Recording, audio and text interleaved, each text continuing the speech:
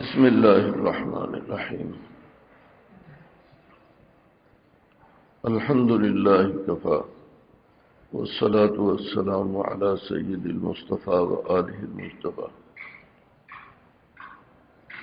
أما بعد فأعوذ بالله من الشيطان الرجيم. بسم الله الرحمن الرحيم. يا أيها الذين آمنوا اتقوا الله حق تقاته ولا تموتن إلا وأنتم مسلمون. صدق الله العظيم.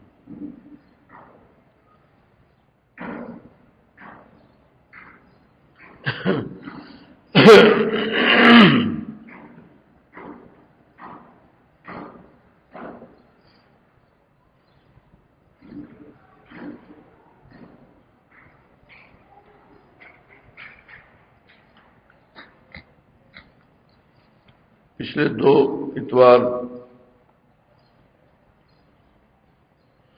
جو مضمون عرض کیا گیا، خاص طور پر پچھلے اتوار اہل اللہ کی صحبت اختیار کرنے پر جو بات عرض کی گئی، اس ضمن میں ایک بات یہ ذہن میں تھی اور ہے بھی،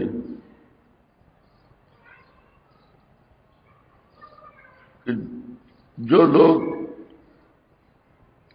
کسی بزرگ سے اصلاحی تعلق قائم کرتے ہیں،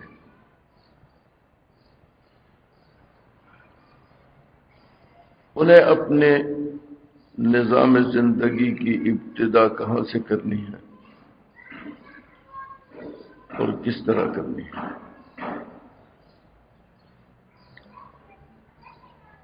اس پر دل چاہتا تھا کہ کوئی کتابچے کی صورت میں کوئی چیز مرتب کر کے اور وہ پیش کر دوں، لیکن مجھے اس اظہار میں کوئی خفت محسوس نہیں ہوتی،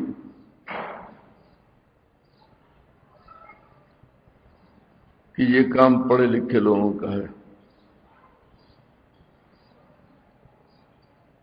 اور میں ایک ادنا طالب علم ہوں،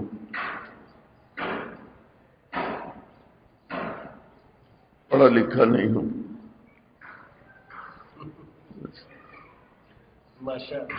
اس لیے یہ میرا کام نہیں ہے۔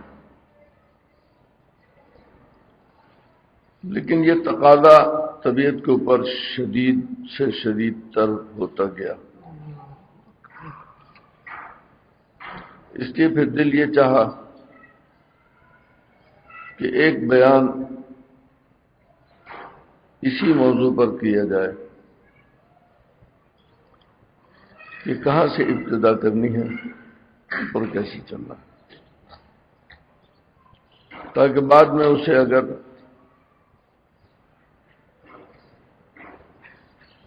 احباب چاہیں تو کیسٹ کی شکل میں اپنے پاس محفوظ رکھیں، اور اگر اللہ تعالیٰ نے کبھی اسے کتابچے کی شکل میں مرتب کرا دیا تو وہ ویسے مرتب ہو جائے گا۔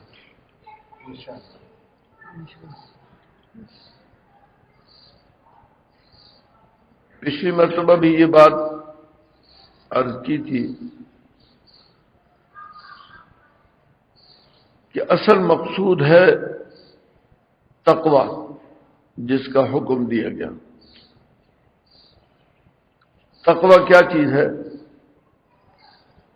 بالکل مختصر لفظوں میں، چھوٹی سی تعبیر میں آپ اس کو یہ سمجھیں کہ سر سے لے کر پیر تک جتنے اعضاء اور جوارے ہیں، ان سب کے تقاضے الگ الگ ہیں، ان کے اعمال الگ الگ ہیں۔ جو کام دماغ کا ہے وہ آنکھ کا نہیں ہے، دماغ کا کام کچھ اور، آنکھ کا کام کچھ اور، کان کا کام کچھ اور، زبان کا کام کچھ اور، ناک کا کام کچھ اور ہے، اسی طرح انسان کے ہاتھوں کا کام کچھ اور ہے، پیروں کا کام کچھ اور ہے، ہر عضو کے کام الگ الگ ہیں، ہر عضو کے تقاضے الگ الگ ہیں، اس کے کام الگ الگ ہیں، ایک عضو کا کام دوسرے سے نہیں لیا جا سکتا۔ تقوی نام ہے اس بات کا کہ آدمی یہ طے کرے کہ مجھے سر سے لے کر پیر تک اپنے تمام اعضاء اور جوارح کے اعمال کو شریعت کے مطابق، اللہ اور اللہ کے رسول کے مطابق بنانا ہے۔ جب تک انسان یہ طے نہیں کرے گا، یہ ارادہ نہیں کرے گا، اس وقت تک ساری کائنات مل کر انسان کو ہدایت پر نہیں لا سکتی۔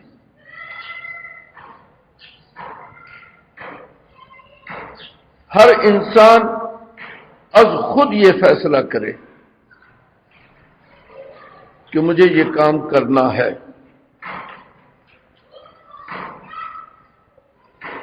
آرزوئیں خون ہوں یا حسرتیں پامال ہوں، آرزوئیں خون ہوں یا حسرتیں پامال ہوں، اب تو اس دل کو بنانا ہے تیرے قابل مجھے۔ یہ خود طے کرنا پڑے گا۔ اس راستے میں چلنے والا جو آدمی یہ طے کر کے چلے گا کہ مجھے سر سے لے کر پیر تک اپنے اعضاء اور جوارح کے تمام اعمال کو، تمام تقاضوں کو اللہ اور اللہ کے رسول کے احکام کے مطابق بنانا ہے، جب یہ خود طے کر کے چلے گا تو اس کے سامنے سے غبار ہٹ جائے گا، راستے کھل جائیں گے، اور غیب سے اللہ تعالی کی مدد اس کے شامل حال ہوگی۔ ہر قدم پر اللہ کی مدد اور اللہ کی رحمت اس کے شامل حال ہوگی۔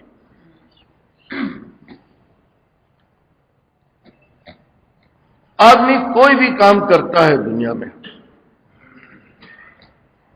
اس کام میں دقتیں بھی پیش آتی ہیں، سہولتیں بھی پیش آتی ہیں۔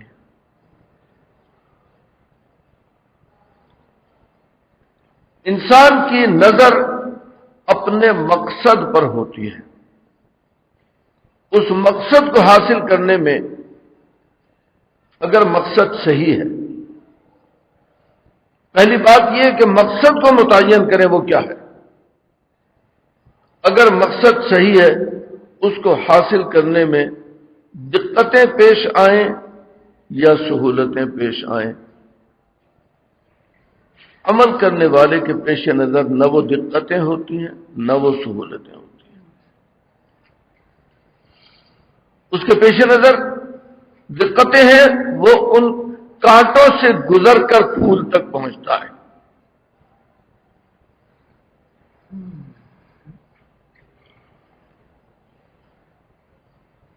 ہمت بلند دار،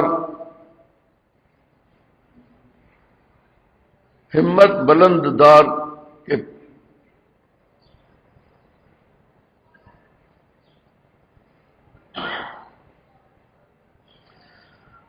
ہمت بلند دار کے پیش خدا و خلق، باشد بقدر ہمت تو اعتبار نو۔ ہمت بلند رکھو اللہ کے سامنے، اللہ کی نظر میں اور اللہ کے مخلوق کی نظر میں، باشد بقدر ہمت تو اعتبار نو، تمہاری ہمت کے مطابق نئے نئے اعتبارات، نئے نئے راستے، نئی نئی راہیں کھلیں گی۔ پہلا فیصلہ ہمیں یہ کرنا ہے کہ ہم اس راستے پر چلنے کے لیے تیار ہیں۔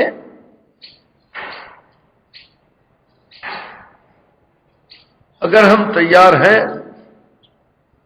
تو اب دوسرا کام یہ ہوگا، ہم راستہ تلاش کریں کہ راستہ کون سا ہے جس پر چلنا چاہ رہے ہیں، جس پر ہم چلنے کا ارادہ کر رہے ہیں وہ راستہ کیا ہے۔ پہلا کام یہ ہے کہ راستہ معلوم کریں۔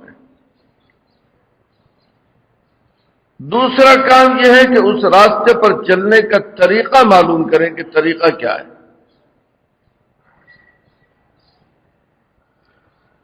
اگر راستہ ہی معلوم نہیں، راستہ متعین نہیں، تو آپ لاکھ طریقے معلوم کر لیں، نہیں چل سکتے۔ پہلی بات ہے کہ آپ راستہ وہ مقصود متعین کریں۔ مقصود کیا ہے؟ کیا حاصل کرنا چاہ رہے ہیں؟ کہاں جانا چاہ رہے ہیں؟ نمبر 2، اس مقصود کو حاصل کرنے کا طریقہ کار کیا ہے، وہ آپ معلوم کریں۔ نمبر 3، اس مقصود کو حاصل کرنے کے لیے اس طریقہ کار پر عمل کرنے والے کچھ لوگ کامیاب ہوئے ہیں یا نہیں۔ جو کامیاب ہوئے، کس طریقہ پر کامیاب ہوئے، ان کو معلوم کریں کہ وہ کون لوگ ہیں جو کامیاب ہوئے، ان کا طریقہ کار کیا ہے۔ یہ 3 باتیں اگر انسان کے پیش نظر ہوں، نمبر 1 مقصود، نمبر 2 اس کا راستہ، نمبر 3 اس پر چلنے والوں کا انداز فکر، انداز عمل، جو چل کر کامیاب ہوئے ان کا انداز فکر اور انداز عمل، یہ اگر ہم 3 چیزیں اپنے ذہن میں رکھیں گے تو ہم چل سکیں گے، نہیں تو نہیں چل سکیں۔ ساری زندگی اگر یہ 3 چیزیں انسان کے پیش نظر نہ ہو تو ساری زندگی بھٹکتا رہے گا۔ اگر یہ 3 چیزیں پیش نظر ہوں گی، پھر انسان جو قدم اٹھائے گا وہ سوچ کر اٹھائے گا۔ اب ہمیں دیکھنا یہ ہے، اگر ہم نے اپنا مقصود متعین کر لیا، اور وہ مقصود کیا ہے جس مقصود کے لیے ہم یہاں جمع ہوتے ہیں یا کہیں بھی جمع ہوتے ہیں، کسی بھی، وہ مقصود ہے اللہ اور اللہ کے رسول کی رضا اور خوشنودی۔ ہمارے بیٹھنے کا مقصد صرف اور صرف یہ ہے کہ اللہ اور اللہ کے رسول کی رضا اور خوشنودی، اس کو متعین کر لیجئے۔ مقصود یہ ہے۔ نمبر 2، اس مقصود کا طریقہ کار کیا ہے؟ اس کا طریقہ کار کہ ہر عمل میں، ہر تقاضے میں آدمی کے پیش نظر یہ ہو کہ اللہ نے اور اللہ کے رسول نے اس عمل کو حاصل کرنے کا طریقہ کیا بتایا، اس کا راستہ کیا ہے، اس عمل کو حاصل کرنے کا طریقہ اور اس کا راستہ کیا ہے۔ عمل میں ہمیشہ یاد رکھیے 2 چیزیں ہیں، اوامر اور نواہی۔ اللہ اور اللہ کے رسول کی رضا اور خوشنودی جو اصل مقصود ہے، اس میں 2 چیزیں ہیں، اوامر اور نواہی۔ اللہ اور اللہ کے رسول نے جن چیزوں کا حکم دیا ہے اسے اختیار کرنے سے اللہ راضی ہوگا، اللہ کا رسول راضی ہوگا۔ جن چیزوں کو منع کیا ہے ان سے بچنے سے اللہ راضی ہوگا اور اللہ کے رسول راضی ہوگا۔ اگر ہم نے اس کا الٹ کیا، جن اوامر کا حکم دیا ان پر ہم نہ چلے تو اللہ راضی نہیں ہو سکتا، اللہ کے رسول راضی نہیں ہو سکتا۔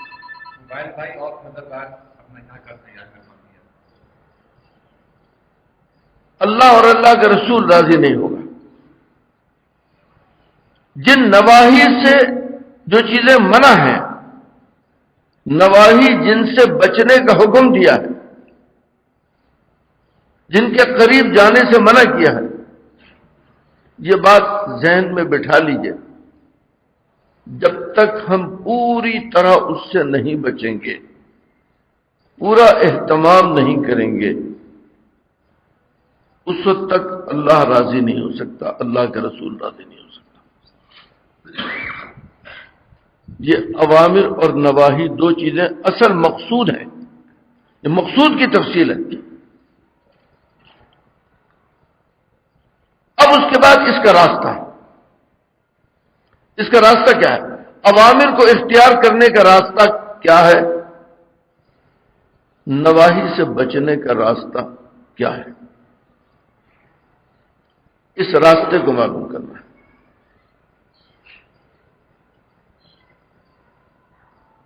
نمبر 3 پھر یہ دیکھنا ہے کہ وہ لوگ کون ہیں جن کی معیت، جن کی رفاقت، جن کا ساتھ ہمیں اس مقصود تک پہنچا دے گا۔ وہ کون لوگ ہیں جو اس راستے پر چلے،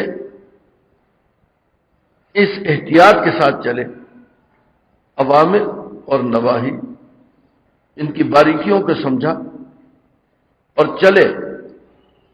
وہ کون لوگ ہیں جو کامیاب ہوئے، کہ جن کے نقش قدم پر چل کر ہمیں بھی یقینی کامیابی حاصل ہو جائے گی۔ یہ 3 باتیں سب سے بنیادی ہیں اگر انسان کے پیش نظر رہیں تو۔ اس کے بغیر اس قسم کی مجالس میں ساری زندگی انسان بیٹھتا رہے، اس کو فائدہ کچھ نہیں ہوتا، حاصل محصول کچھ نہیں ہوتا۔ اب یہاں میں یہ بات عرض کر رہا ہوں، سب سے پہلی بات ہم شروع کرتے ہیں مقصد، یعنی اللہ کی اور اللہ کے رسول کی رضا اور خوشنودی، یعنی وہ اوامر جن سے اللہ راضی ہے، وہ نواہی جن سے بچنے سے اللہ راضی ہے اور ان پر عمل کرنے سے اللہ ناراض ہے، جو ہمارا مقصود ہے۔ اس راستے میں قدم رکھنے والے آدمی کو سب سے پہلے اس مقصود کے اوپر محنت کرنی چاہیے۔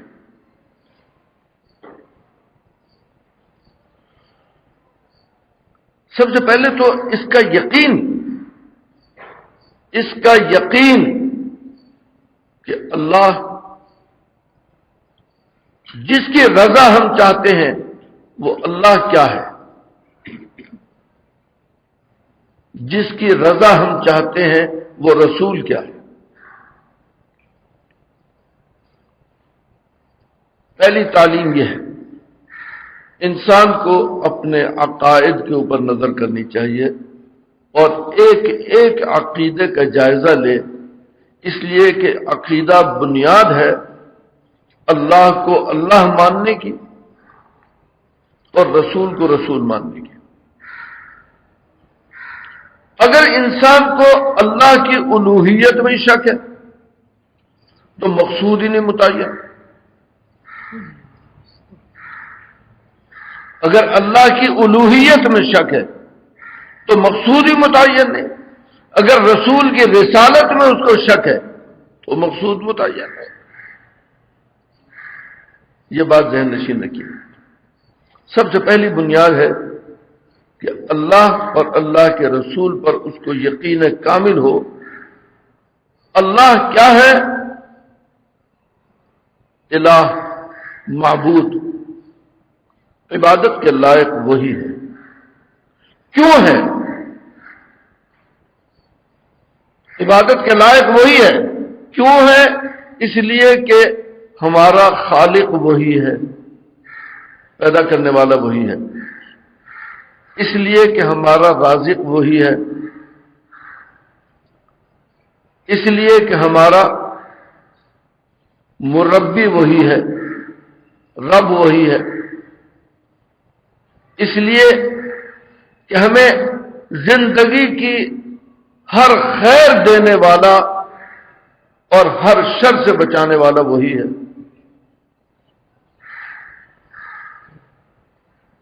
وہی خالق، وہی مالک، وہی رازق، وہی رب، وہی ہمارا حاجت روا، وہی ہماری پریشانیوں کو دور کرنے والا، وہی ہم بیمار ہوں تو شفا دینے والا ہے. جب اس عقیدے پر ہم محنت کریں گے، اس عقیدے پر، تو ہمیں یہ جائزہ لینا پڑے گا ہر قدم پر، کیا ہم کوئی چیز مانگنے میں اللہ سے ہٹ کر غیر اللہ کے سامنے تو ہاتھ نہیں پھیلا رہے؟ اگر ہم عقیدہ تو یہ ہے کہ دینے والا اللہ ہے، لیکن ہم ہاتھ پھیلا رہے ہیں غیر اللہ کے سامنے اور اپنے ذہن میں یہ تصور کرتے ہیں کہ یہ بھی دے سکتا ہے، تو اس سے اللہ کبھی راضی نہیں ہوگا. یاد رکھیے، ایسے عقیدے سے اللہ کبھی راضی نہیں ہوگا. اگر ہم یہ سمجھتے ہیں کہ ہر نعمت دینے والا اللہ ہے، کوئی چیز اللہ کے بغیر کسی سے حاصل نہیں ہو سکتی. بیمار ہو تو شفا دینے والا اللہ ہے. کوئی ڈاکٹر، کوئی حکیم، کوئی دوا، کوئی معالج، کوئی تدبیر شفا نہیں دے سکتی. شفا دینے والا اللہ ہے. اگر ہمیں یہ یقین ہے کہ جس طرح رزق دینے والا اللہ ہے، اولاد دینے والا بھی اللہ ہے. ہم کسی غیر اللہ کے سامنے کبھی اولاد کے لیے ہاتھ نہیں پھیلا سکتے. ہم کوئی ایسی تدبیر نہیں کر سکتے اولاد کے لیے، اولاد ہونے کے لیے کوئی ایسی تدبیر نہیں کر سکتے جس سے اللہ راضی نہ ہو. اولاد نہ ہونے کے لیے بھی کوئی ایسی تدبیر نہیں کر سکتے جس سے اللہ راضی نہ ہو. اگر ہمیں یقین ہے کہ اولاد دینے والا اللہ ہے، اگر ہمیں یقین ہے کہ رزق دینے والا اللہ ہے، تو رزق حاصل کرنے کے لیے ہم کوئی ایسی تدبیر نہیں کر سکتے جو تدبیر اللہ کی طرف سے جس کی ہمیں اجازت نہ ہو. نہیں کر سکتے. جب ہمیں یہ یقین ہو جائے، ہمارے قلب و دماغ کے اندر یہ بات رچ بس جائے کہ رزق دینے والا اللہ ہے، اور یقین ہو کہ جتنا رزق مقدر میں ہے اتنا ہی ملے گا، اس سے زیادہ نہیں مل سکتا، اس سے کم بھی نہیں مل سکتا. جب ہمیں یہ یقین ہو جائے کہ الا ان نفسا لن تموت حتی تستکمل رزقها، کوئی آدمی اس وقت تک مر نہیں سکتا جب تک اپنا رزق پورا نہ کر لے. جتنا رزق اس کے مقدر میں ہے وہ پورا کرے گا تو مرے گا، اس سے پہلے نہیں مر سکتا. ہم رزق کے حصول کے لیے کوئی ایسی تدبیر، کوئی ایسا راستہ نہیں اختیار کر سکتے جو ہمارے مقصود تک نہ پہنچائے. پھر آدمی راستہ وہی اختیار کرے گا جو مقصود تک پہنچائے. ایسا کوئی راستہ اختیار نہیں کرے گا جو مقصود تک نہ پہنچائے، جس سے اللہ راضی نہ ہو، جس سے اللہ کے رسول راضی نہ ہو.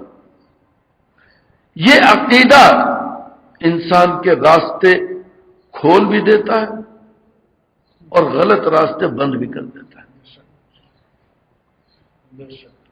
یہ عقیدہ جتنا پختہ ہوگا اتنا ہی راستے کھلتے چلے جائیں گے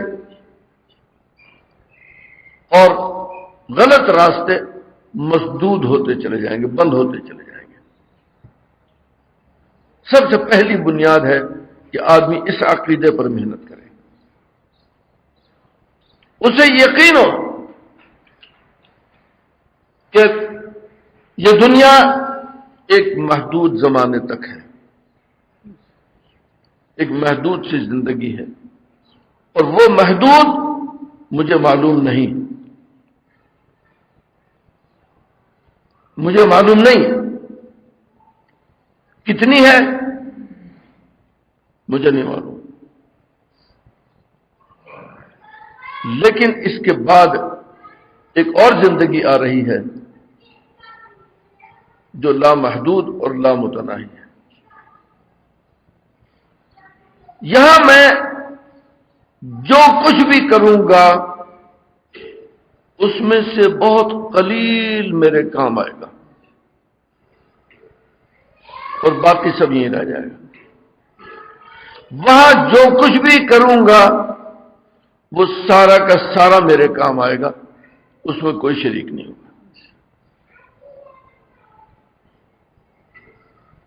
یہیں رہ کر مجھے وہاں کی تیاری کرنی ہے۔ یہ یقین انسان کے، اس یقین پر محنت کرنی ہے کہ ایک دن مرنا ہے، آخر موت ہے، کر لے جو کرنا ہے، آخر موت ہے۔ اور یہ یقین کہ والبعث بعد الموت، کہ مرنے کے بعد دوبارہ زندہ ہونا برحق ہے، دوبارہ زندہ ہونا برحق ہے۔ اور والبعث بعد الموت، اس کے بعد مجھے ایک نئی زندگی کا سامنا ہوگا۔ وہاں اللہ تعالیٰ مجھ سے سوال کریں گے، مجھے پہچانا تھا؟ قبر میں جاتے ہی، قبر میں اترتے ہی، یعنی مرتے ہی، چاہے قبر میں جائے یا نہ جائے، زمین کے اندر دفن ہونا ضروری نہیں ہے۔ مرنے کے بعد پہلا سوال ہوگا، مجھے پہچانا تھا؟ کون ہوں میں؟ بتاؤ، تم نے مجھے کیا پہچانا تھا؟ من ربو کا، تیرا رب کون ہے؟ رب تربیت کرنے والا، رب رزق دینے والا، رب اولاد دینے والا، رب زندگی دینے والا، رب تدریجاً سہولتیں فراہم کرنے والا، رب حاجات کو پورا کرنے والا، رب مشکلات سے نجات دینے والا۔ پہچانا تھا؟ اگر پہچانا تھا تو آج گواہی دو، آج گواہی دو اور یہ ثابت کرو کہ تمہاری زندگی کا کوئی عمل، کوئی کردار، کوئی سوچ، کوئی نظریہ تمہارے اس رب کے عقیدے کے خلاف نہیں تھا۔ ثابت کرو آج۔ یہ پہلا قبر کا پہلا اسٹیج ہے، قبر کی، مرنے کے بعد کی پہلی اسٹیج ہے۔ آج یہ ثابت کرو کہ تم نے رب کو پہچانا تھا، فلاں کام وہ رب کے خلاف تھا یا رب کے مطابق تھا؟ جب تم نے غیر اللہ کے سامنے ہاتھ پھیلایا تھا اولاد مانگنے کے لیے تو تمہارا عقیدہ تو تھا رب کا، یہ کیا تھا؟ جب تم نے نظر اپنے اسباب پر کی تھی، نظر اپنے اسباب پر کی تھی اور یہ سمجھا تھا کہ میری کامیابی ان اسباب کے ذریعے ہوگی، تو تم کہتے تو ہو رب، تو یہ تو رب کے تو خلاف ہے یہ بات۔ پہلا سوال تو یہ ہے کہ تم رب کا تو تعارف کراؤ، من رب کا، تمہارا رب کون تھا؟ تم نے مجھے رب سمجھا یا اسباب کو رب سمجھا؟ تم نے مجھے رب سمجھا یا دکان کو، فیکٹری کو، کاروبار کو، اسلحے کو، فوج کو، ہتھیاروں کو، اپنی جماعت کو، اپنے جتھے کو، اپنی قوت کو، تم نے ان چیزوں کو رب سمجھا یا مجھے رب سمجھا؟ پہلا سوال یہ ہوگا، یہ بات یاد رکھیے، ہر انسان سے یہ سوال لازمی ہے، من ربو کا۔ اور اس سوال کا مطلب یہ ہے کہ پہلے آئینہ دکھایا جائے گا کہ آئینہ دیکھ، تو نے جس کو رب سمجھا وہ کیا تھا؟ تیرا عقیدہ یہ ہے کہ میں تیرا رب ہوں، تو کہتا یہ ہے کہ ربنا اللہ، لیکن ذرا اپنے عمل کا جائزہ لے، اپنی زندگی کا آئینہ دیکھ، وہ آئینہ سامنے ہوگا، من ربو کا پہلا سوال ہے۔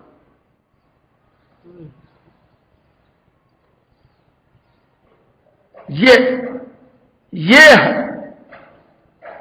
سوال ہی انسان کے حلق میں اٹک جائے گا۔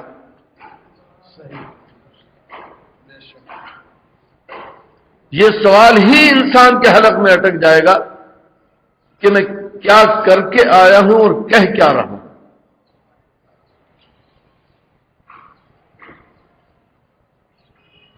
آدمی پہلے جائزہ لے لے، پہلے پہچانے میرا مقصود رضائے رب ہے، رضائے الہی ہے۔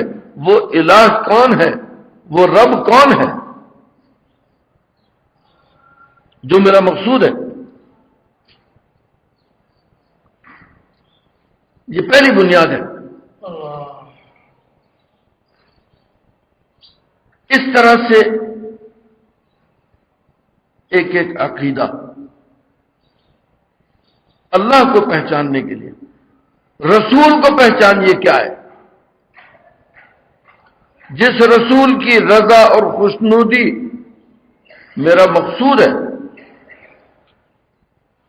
وہ رسول کیا ہے؟ کسے کہتے ہیں رسول؟ جب اللہ نے فیصلہ کر لیا کہ نبی کریم صلی اللہ علیہ وسلم خاتم النبیین ہیں، آخری رسول ہیں، اس کے بعد بھی اگر میں نے کسی رسول تسلیم کیا تو پھر میرا یہ دعویٰ کہ محمد الرسول اللہ، یہ تو صحیح نہ ہوا۔ لا الہ الا اللہ، سوائے اللہ کے کوئی معبود نہیں، کوئی رب نہیں۔ یہ بات انسان کے حلق میں اٹکے گی۔ میرے اسباب، میری تجارت،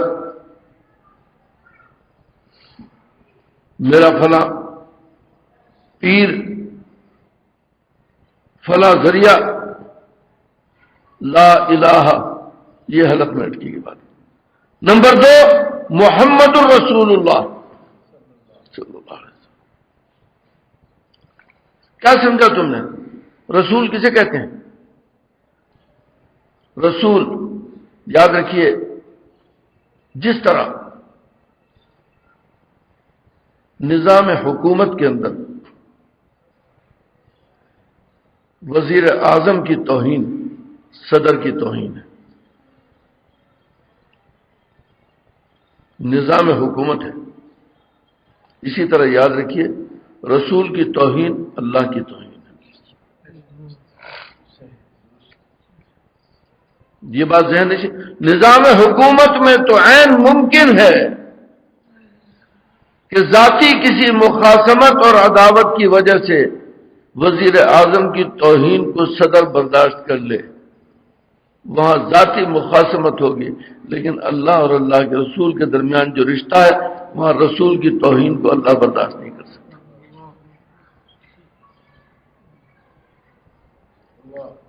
وہاں رسول کے وہ رشتہ اتنا مضبوط ہے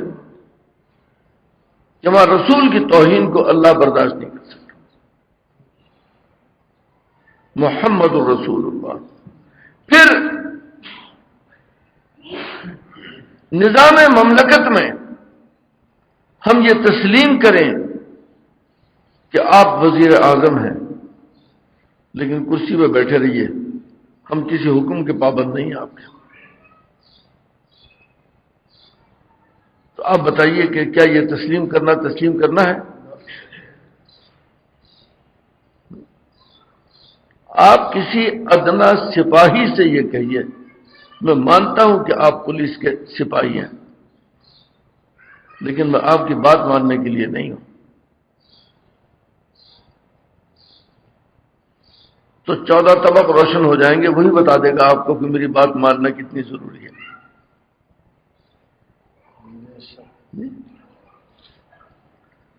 میں مکہ معظمہ میں حرم سے باہر ایک پولیس والے کے پاس کھڑا تھا تو میں نے اس سے پوچھا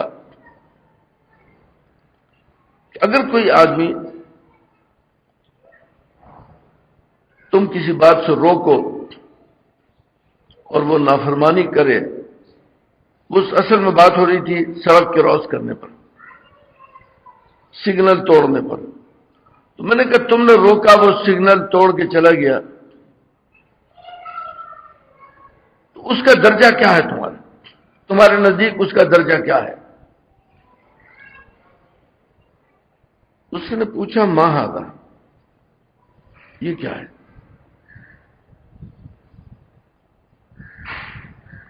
تو میں نے کہا یہ میں ایک دم زبان سے نکل گیا کہ بھئی یہ وردی ہے. کہنے لگے یہ وردی کیا ہے؟ ایک لباس ہے. یہ ایک لباس نہیں ہے، یہ حکومت کا قانون ہے. یہ حکومت کا قانون ہے. اس وردی کی توہین ایک انسان کی توہین نہیں ہے، حکومت کے قانون کی، حکومت کے آئین کی توہین ہے. اور آئین کی توہین کرنے والا کیا کہلاتا؟ میں نے کہا باغی. بس تو میں یہ بات ان سے کافی دیر تک میری گفتگو ہوتی رہی. وہاں سے یہ بات میری سمجھ میں آئی کہ دیکھو کتنی پیاری بات اس نے کہی. نبی کریم صلی اللہ علیہ وسلم کے ارشادات پر عمل نہ کرنا اور آپ کی سنتوں کو پامال کرنے والا رسول کا مخالف نہیں ہے بلکہ وہ دین کا باغی ہے. بے شک بے شک. واہ سبحان اللہ سبحان اللہ. وہ ایک رسول کا مخالف نہیں ہے، وہ آئین شریعت کا، دین کا اور اللہ کا باغی ہے. محمد الرسول اللہ. یہ جائزہ لینا پڑے گا کہ ہم جس کوئی رضا کو مقصود بنا رہے ہیں وہ کیا ہے، اللہ کیا ہے، رسول کیا ہے. اس کے بعد دوسرے عقائد، ان عقائد کا جائزہ لینا پڑے گا. ہر سالک کے لیے سب سے پہلا سبق یہ ہے کہ وہ اپنے عقائد کا جائزہ لے. اس کے لیے بہت چھوٹی سی کتاب تعلیم الاسلام اور بہشتی زیور، ان میں ضروری عقائد لکھے ہوئے ہیں. وہاں سے ان عقائد کو پڑھیے اور پڑھ کر اس کا جائزہ لیجیے. یہ ہماری سب کی ذمہ داری ہے کہ ہم اگر اس راستے میں قدم رکھنا ہے، اگر ہم نے یہ طے کیا ہے کہ ہم یہاں اس لیے آ رہے ہیں تاکہ ہماری اصلاح ہو اور ہمیں دین اور شریعت پر عمل کرنے کا موقع ملے، تو اس کا طریقہ کار یہ ہے کہ سب سے پہلے ہم اپنے عقائد کا جائزہ لیں. مستند عقائد اس کے اندر لکھے ہوئے ہیں، ان کو پڑھیں اور ایک ایک صرف پڑھیں نہیں، ایک ایک عقیدے کو سمجھیں اور سمجھ کر اس کا جائزہ لیں۔ اس کے بعد ہر سالک کے لیے یہ ضروری ہے کہ وہ عبادات کا جائزہ لے، اس لیے کہ انسان کو عبادت کے لیے پیدا کیا گیا ہے۔ عبادات کا جائزہ لے، نماز کیا ہے، نماز کے ارکان کیا ہیں، نماز کے فرائض کیا ہیں، نماز کے واجبات کیا ہیں، نماز کی سنتیں کیا ہیں، نماز کے مستحبات کیا ہیں، نماز پڑھنے کا طریقہ کیا ہے۔ اپنے ذہن سے، اپنی قابلیت سے، اپنی استعداد سے اس بات کو سمجھنا کافی نہیں ہے، اس لیے کہ نماز عمل ہے، نماز، روزہ، حج، زکوٰۃ یہ اعمال ہیں، اور عمل کو دیکھ کر آتا ہے۔ علم روایت سے آتا ہے، عمل رؤیت سے، دیکھنے سے آتا ہے۔ نماز، وضو، اذان، تکبیر، ان چیزوں کو سیکھیے، ان کو سیکھنا پڑے گا۔ نماز کیا ہے اس کو پہلے سمجھیں کہ نماز کیا ہے، اس کے فرائض کیا ہے، واجبات کیا ہے، سنتیں کیا ہیں، مستحبات کیا ہیں۔ اس کے بعد اس کا ایک ایک عمل سیکھیں، باقاعدہ سیکھیں۔ جب تک سیکھیں گے نہیں اس وقت تک نہیں آئے گا۔ یہ ہر سالک کی بنیادی ضرورت ہے۔ پھر یہ جائزہ لیں کہ نماز کا مقصد اللہ کی عبادت ہے۔ اللہ کی عبادت کا مقصد، میں اللہ کے سامنے کھڑا ہوں، میرے ذہن میں خیالات دوسرے کیوں آ رہے ہیں؟ کھڑا تو آپ کے سامنے ہوں، سوچ ان کے بارے میں رہا ہوں، سوچ کچھ اور رہا ہوں، کیوں آ رہے ہیں؟ ان کو دور کرنے کا طریقہ کار کیا ہے؟ یہ سیکھنا پڑے گا۔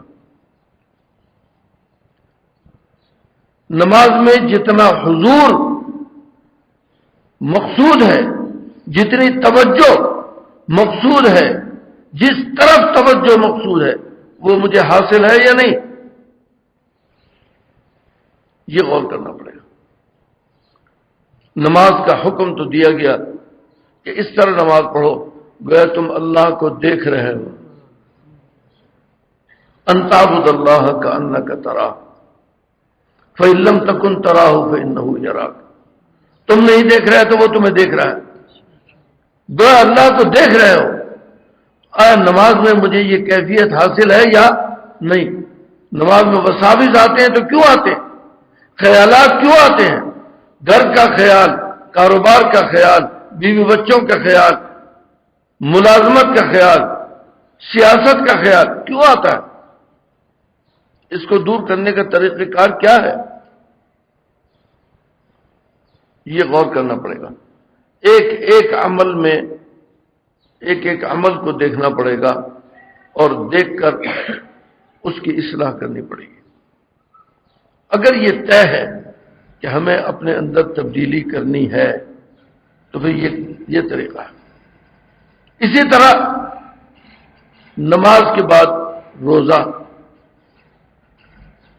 روزہ کیا چیز ہے؟ روزے کے تقاضے کیا ہیں؟ رسول اللہ صلی اللہ علیہ وسلم نے روزے کی تعریف کیا کی ہے؟ میرا روزہ ویسا ہے یا نہیں؟ اگر نہیں ہے تو کیوں نہیں ہے؟ کیوں نہیں ہے؟ اور اس کو ویسا بنانے کا طریقہ کار کیا ہے؟ راستہ تو جب معلوم ہوگا جب پہلے یہ تو متعین ہونا کہ میرا مقصود کیا ہے، اس کا طریقہ کار کیا ہے۔ اسی طرح ایک ایک عبادت، حج، اس کے بارے میں سوچنا پڑے گا۔ ایک ایک رکن کو کیسے کیا، کیسے ادا کیا، ہر وقت نظر اس بات پر ہو کہ یہ عمل رسول اللہ صلی اللہ علیہ وسلم نے کیسے کیا۔ ایک ایک عمل آپ کا آنکھوں کے سامنے ہو، دماغ کے سامنے ہو، اور ہر وقت سوچ سوچ کر قدم اٹھائے اور یہ سوچ کر عمل کرے کہ یہ کام آپ نے کیسے کیا۔ نماز، روزہ، حج اور زکوٰۃ، عبادات، ان عبادات میں نماز میں تلاوت بھی ہے۔ تلاوت نماز کا رکن ہے۔ اس تلاوت کے بارے میں سوچنا، آپ نے تلاوت کیسے کی، الفاظ کیسے ادا کیے، الفاظ کی ادائیگی کے وقت آپ کی کیفیت کیا تھی، لہجہ کیسے ادا کیا، تلفظ کس طرح ہوا، یہ نماز کی پوری کیفیت تلاوت۔ نماز میں ذکر بھی ہے، نماز میں اللہ اکبر بھی ہے، نماز میں پوری نماز اللہ کے نام سے شروع ہوتی ہے، اللہ اکبر، اور اللہ کے نام پر مکمل ہوتی ہے، السلام علیکم ورحمۃ اللہ، اللہ کے نام پر مکمل ہوتی ہے۔ اس میں اللہ کا ذکر ہے۔ اس کے بعد عبادات کے بعد ہر سالک کے لیے ضروری ہے، اگر ہم یہ چاہتے ہیں کہ یہاں سے لے کر اور یہاں تک ہماری اصلاح ہو، تو ذرا معاملات کا جائزہ لینا۔ معاملات کے لیے کسے کہتے ہیں معاملات؟ معاملات تفصیل کے ساتھ حضرت تھانوی رحمۃ اللہ علیہ کی کتاب صفائی معاملات دیکھیے، تعلیم الدین دیکھیے، تعلیم الدین کے اندر معاملہ معاملہ معاملہ معاملہ اس طرح کر کے عنوانات بنے ہوئے ہیں۔ معاملات کو دیکھیے، وہ معاملات کیا ہیں جو ہم سے مطالبہ کیا جا رہا ہے، جس کا نام شریعت ہے، وہ معاملات کیا ہیں؟ معاملات کا جائزہ ہر آدمی کی ذمہ داری ہے کہ وہ اپنے معاملات کا جائزہ لے۔ پہلی بات، اگر ذہن میں یہ طے ہے کہ ہمیں تو اپنی زندگی کو بدلنا ہے، ہمیں اپنی زندگی کو اللہ اور اللہ کے رسول کے مطابق بنانا ہے، تو پھر یہ سب کچھ کرنا پڑے گا۔ ان معاملات میں دقتیں بھی پیش آئیں گی، ان معاملات کے اندر سہولتیں بھی پیش آئیں گی، لیکن یہ بات یاد رکھیے، اگر یہ بات ذہن میں ہے کہ اللہ اور اللہ کے رسول کو راضی کرنا ہے، پھر ان معاملات کی دقتوں کو برداشت کرنا پڑے گا، پھر انہیں جھیلنا پڑے گا، اور اس کے اندر کچھ بھی ہو، فاقے بھی آئیں، برداشت کرنا ہوگا۔ لیکن ناجائز اور حرام وہ معاملہ جس سے اللہ نے اور اللہ کے رسول نے منع کیا ہے، اس سے بچنا پڑے گا۔ یہ ممکن نہیں ہے کہ باغباں بھی خوش رہے، راضی رہے صیاد بھی۔ یہ ممکن نہیں ہے کہ دنیا بھی راضی رہے اور اللہ بھی راضی رہے، سود بھی لیتے رہیں اللہ راضی رہے، شراب پیتے رہیں اللہ راضی رہے، چوری کرتے رہیں اللہ راضی رہے، دھوکہ دیتے رہیں اللہ راضی رہے، میراث غصب کرتے رہیں اللہ راضی رہے۔ یہ بات ممکن نہیں ہے۔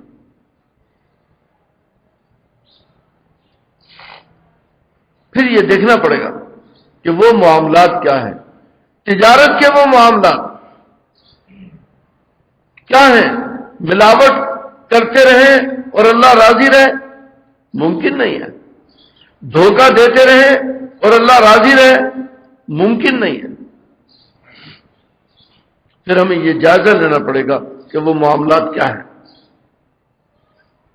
دین صرف عبادات کا نام نہیں ہے، دین صرف عقائد کا نام نہیں ہے. جس طرح دین کا ایک رکن عبادات ہے، ایک رکن عقائد ہے، ایک رکن دین کا معاملات بھی ہے. دین کے اندر معاملات کو بڑی اہمیت حاصل ہے. معاملات کا جائزہ لیتے وقت ایک بات اور ذہن نشین رکھیے گا، وہ یہ کہ عبادات نام ہے بندے اور اللہ کے درمیان تعلق کا. عبادات نام ہے بندے اور اللہ کے درمیان تعلق کا. بندہ اپنے اللہ کا حق ادا کرتا ہے. نماز اللہ کا حق ہے، روزہ اللہ کا حق ہے، حج اللہ کا حق ہے، زکوٰۃ اللہ کا حق ہے. زکوٰۃ عبادت ہے، کوئی ٹیکس نہیں ہے. زکوٰۃ عبادت ہے، کوئی ٹیکس نہیں ہے، یہ اللہ کا حق ہے. عبادات سب اللہ کا حق ہے. تلاوت اللہ کا حق ہے، ذکر اللہ کا حق ہے. وہ فرائض اور واجبات، وہ سنن اور مستحبات سب یہ اللہ کا حق ہے. اس میں بندے اور اللہ کے درمیان رشتہ ہے. لیکن معاملات میں اللہ نے انسان کو کچھ ایسے حقوق انسان کے ساتھ وابستہ کیے. باپ کے ساتھ تعلق، بیٹے کے ساتھ تعلق، بیٹیوں کے ساتھ تعلق، بیوی کے ساتھ تعلق، بہن بھائیوں کے ساتھ تعلق، دوست احباب کے ساتھ تعلق، ماتحت ملازمین کے ساتھ تعلق، افسروں کے ساتھ تعلق، شاگردوں کے ساتھ تعلق، اساتذہ کے ساتھ تعلق، اہل محلہ کے ساتھ تعلق، اہل شہر کے ساتھ تعلق. یہ انسانوں کا تعلق ہے، یہ انسانوں کا تعلق ہے. یاد رکھیے یہ انسانوں کا تعلق اللہ نے فرض کیا ہے. اس اعتبار سے معاملات کہ یہ اللہ نے فرض کیے ہیں، یہ اللہ کے حقوق ہیں. اور اس اعتبار سے کہ یہ انسانوں کے لیے متعلق ہے، انسانوں سے، یہ انسانوں کو حقوق. عبادات صرف اللہ کے حقوق ہیں، لیکن معاملات اللہ کے حقوق بھی ہیں اور انسانوں کے حقوق بھی ہیں. یہ بات ذہن نشین کرنے کی ہے کہ حقوق اللہ میں اللہ تعالی جس طرح اللہ رحیم ہے، رحمان ہے، غفور ہے، جواد ہے، اس کی ان رحمتوں کا تقاضا، سبقت رحمتی غضبی، میری رحمت میرے غضب کے اوپر سبقت لے گئی. اس کی رحمت کا تقاضا ہے کہ عین ممکن ہے وہ حقوق العباد کو معاف کر دے اور اس کی کوتاہیوں کو نظر انداز کر دے، اس کا ہم سے حساب نہ لے، اس کا ہم سے مواخذہ نہ فرمائے. عین ممکن ہے. سمجھے؟ میں یہ بات عرض کرتا ہوں کہ اگر فرائض کے اندر بھی کوتاہی ہو گئی ہے، فرض نمازیں نہیں ادا کی، فرض روزے ادا نہیں کیے، فرض حج ادا نہیں کیا، تب بھی عین ممکن ہے کہ حق تعالی شان و معاف فرما دیں. عین ممکن ہے کہ اللہ تعالیٰ اس کا معاوضہ نہ فرمائے، اس لیے کہ یہ معاملہ صرف اللہ اور اللہ کے بندے کے درمیان ہے، اس میں کوئی تیسرا واسطہ نہیں ہے. لیکن جس طرح حق تعالی رحمان اور رحیم ہے، اسی طرح حق تعالی عادل بھی ہے، اسی طرح حق تعالی عزیز ذو انتقام بھی ہے. جب بندوں کا معاملہ درمیان میں آئے گا، حقوق العباد کا معاملہ درمیان میں آئے گا، تو یہ اللہ تعالی کے عدل کے خلاف ہے کہ وہ ظالم سے اس کے ظلم کا انتقام نہ لے. یہ بات اللہ کے عدل کے خلاف ہے. رحمت کا تقاضا یہاں نہیں آئے گا، یہ بات یاد رکھیے. یہاں رحمت کا تقاضا وہ اللہ کے اور اللہ کے بندے کے درمیان جو حقوق ہیں وہاں رحمت کا تقاضا ہے، لیکن یہاں حق تعالی کے عدل کا تقاضا ہے.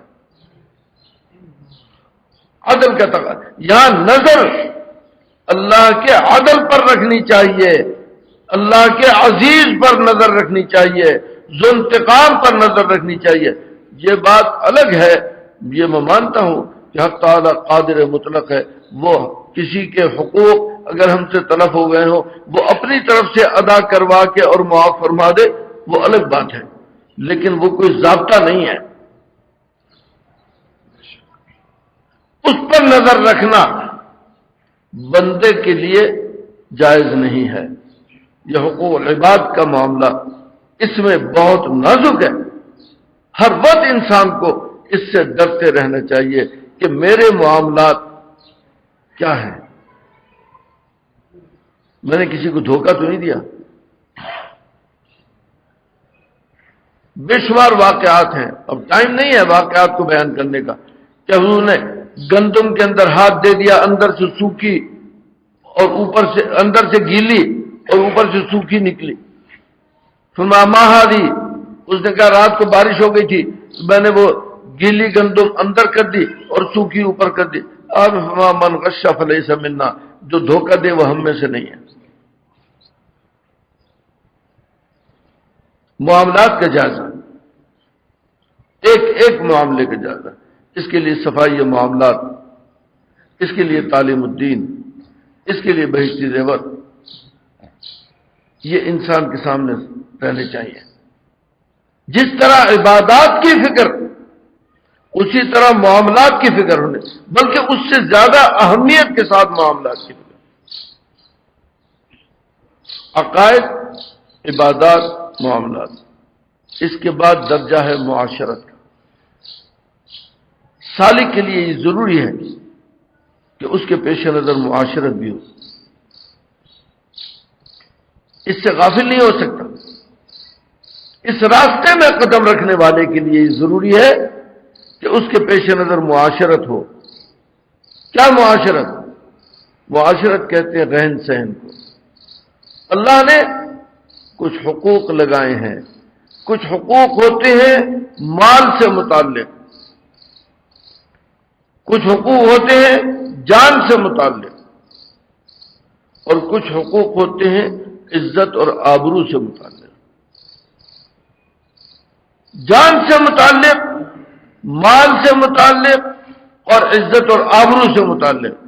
مال سے متعلق جو حقوق ہیں انہیں معاملات کہتے ہیں، جان سے متعلق جو حقوق ہیں انہیں بھی معاملات کہتے ہیں،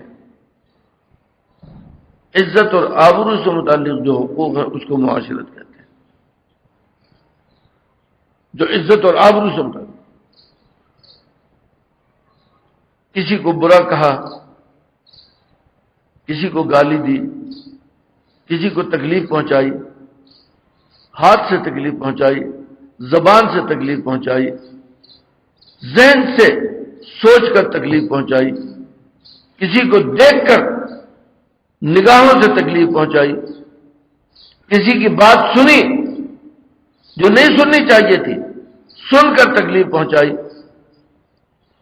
حدیث میں آتا ہے کہ جہاں دو آدمی بیٹھے ہوئے ہوں وہاں جا کر بیٹھنا اور ان کی باتوں کی طرف آپس میں جو باتیں کر رہے ہیں کان لگانا گناہ کبیرہ ہے۔ اس کا بھی حساب دینا پڑے گا، اس کا بھی حساب دینا پڑے گا۔ بدگمانی کرنا گناہ کبیرہ ہے، بدزبانی کرنا گناہ کبیرہ ہے، ہاتھ سے مارنا، ہاتھ سے تکلیف پہنچانا گناہ کبیرہ ہے، ہاتھ سے کسی قسم کا کوئی ایسی تحریر لکھنا جس سے دوسروں کو تکلیف پہنچے گناہ کبیرہ ہے۔ یہ معاشرت ہے۔ حضرات صحابہ رضوان اللہ علیہم اجمعین جب نبی کریم صلی اللہ علیہ وسلم تشریف لاتے، صحابہ اٹھنے لگے تو فرمایا علی مکانکم، بیٹھے رہو۔ اس کے بعد صحابہ نہیں اٹھتے تھے۔ کیوں؟ اس لیے دل چاہتا ہے کہ اٹھیں، لیکن اس لیے کہ رسول اللہ صلی اللہ علیہ وسلم کو ہمارے اٹھنے سے تکلیف ہوتی ہے، اور دوسرے کو تکلیف سے بچانا بھی عبادت ہے۔ راستے میں کوئی چیز پڑی ہوئی ہو، راستے میں کھا کر چھلکے پھینک دینا، راستے میں تھوک دینا، ناک صاف کر کے پھینک دینا، یہ کیا ہے؟ یہ معاشرت کے خلاف ہے، یہ معاشرت کے خلاف ہے۔ گندگی راستے میں ڈال دینا معاشرت کے خلاف ہے۔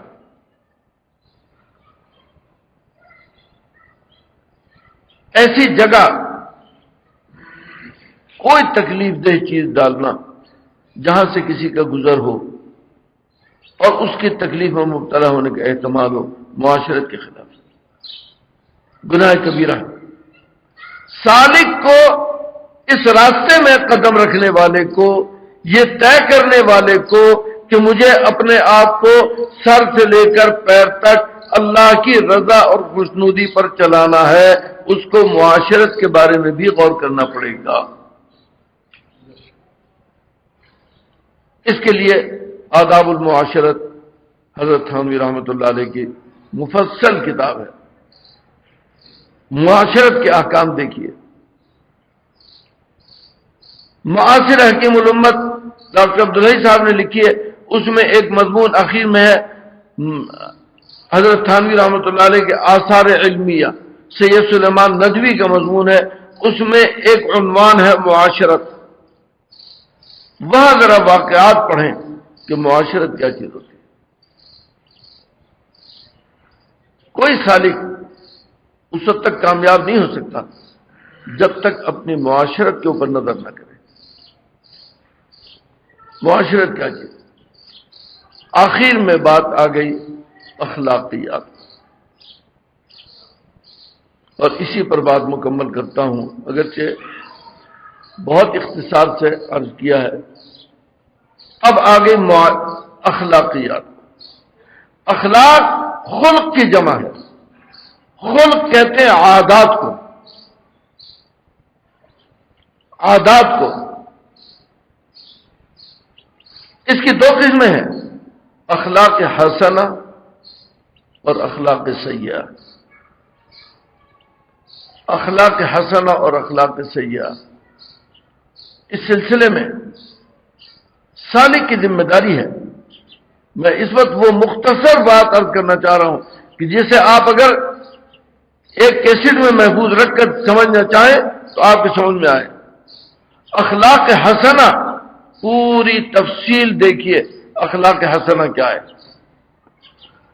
شریعت و طریقت حضرت تھانوی رحمۃ اللہ علیہ کی کتاب، اس میں اخلاق حسنہ کی پوری فہرست ہے اور اخلاق سیئہ کی بھی پوری فہرست ہے۔ اس میں طریقہ یہ ہے کہ اخلاق حسنہ ایک ایک خلق، تواضع، اس کی تعریف کیا ہے، اس کی حقیقت کیا ہے، اس کو حاصل کرنے کا طریقہ کیا ہے۔ اسی طرح اخلاق سیئہ، حب جاہ کیا چیز ہے، کسے کہتے ہیں حب جاہ، اس کی تعریف کیا ہے، اس کی حقیقت کیا ہے، اثرات کیا ہیں، اس سے بچنے کے طریقہ کیا ہے۔ تمام اخلاق حسنہ کی تفصیل اور تمام اخلاق سیئہ کی تفصیل اس کے اندر موجود ہے۔ شریعت و طریقت حضرت تھانوی رحمۃ اللہ علیہ کی کتاب، اس میں سے اخلاق حسنہ اور اخلاق سیئہ دیکھیے۔ سالک کی ذمہ داری ہے کہ اخلاق حسنہ کو اختیار کرے اور اخلاق سیئہ سے اپنے آپ کو بچائے۔ ان تمام طریقوں پر عمل کرنے کے لیے کسی اللہ والے سے تعلق قائم کیا جاتا ہے۔ یہ ساری تعلیمات ہیں، اس طرح زندگی گزارنے کے لیے کسی اللہ والے سے تعلق قائم کیا جاتا ہے، اور پھر اس تعلق کی مشق کے لیے اپنے حالات اس کو لکھ کے دیے جاتے ہیں۔ نماز میں، روزے میں، حج میں، زکوٰۃ میں یہ کوتاہی ہو رہی ہے، اس کو دور کرنے کا طریقہ کیا ہے۔ اسی طرح معاملات کے اندر یہ کوتاہی ہو رہی ہے، اس سے بچنے کا طریقہ کیا ہے۔ اسی طرح معاشرت کے اندر یہ کوتاہی ہو رہی ہے، اس سے بچنے کا طریقہ کیا ہے؟ اخلاق میں اخلاق حسنہ اختیار کرنے میں یہ رکاوٹیں آ رہی ہیں، اس کو دور کرنے کا طریقہ کیا ہے؟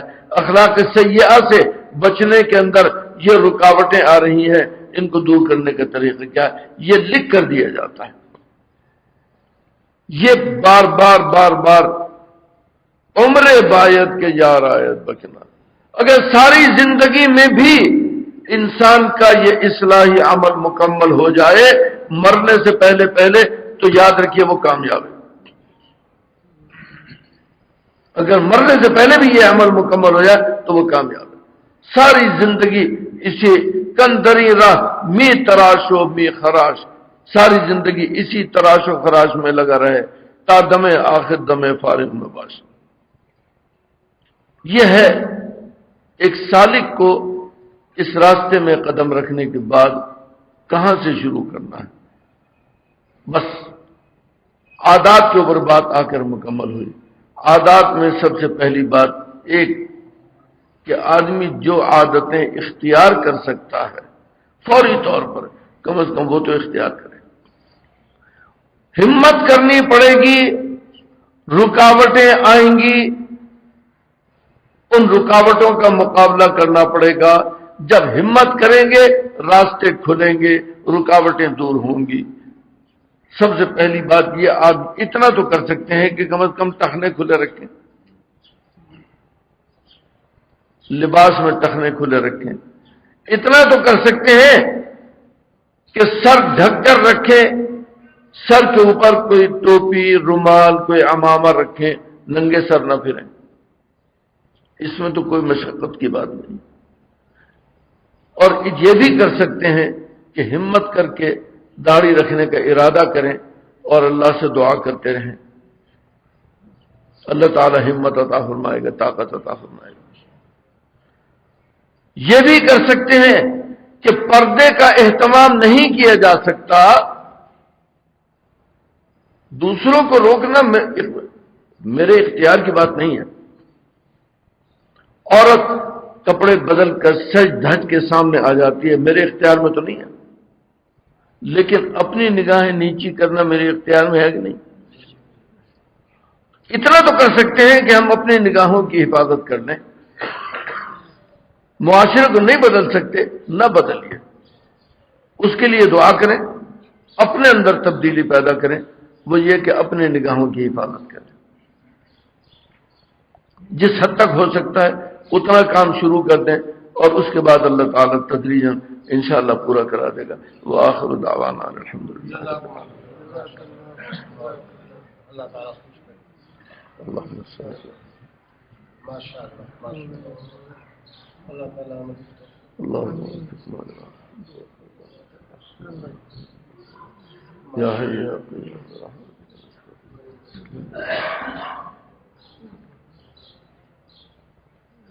ربنا تقبل منا وصلی اللہ تعالی علی خیر خلقہ اصحابہ اجمعین برحمتہ ماشاء اللہ۔ الحمد للہ۔